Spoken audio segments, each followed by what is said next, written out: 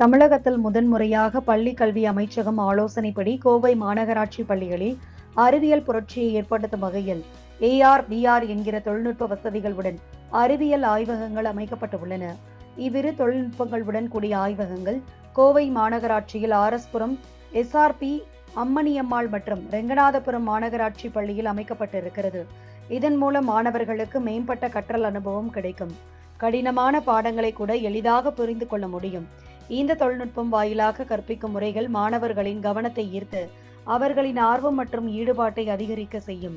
6ஆம் வகுப்பு முதல் +2 வரையிலான மாணவர்களுக்கு இதற்கான பாடத்திட்டம் உருவாக்கப்பட்டிருக்கிறது. சிறப்பு பயிற்சி பெற்ற ஆசிரியர்கள் மாணவர்களை வழிநடத்த உள்ளனர். இந்த ஆய்வகங்கள் விரைவில் பயன்பாட்டுக்கு வர உள்ளதாக தெரிகிறது.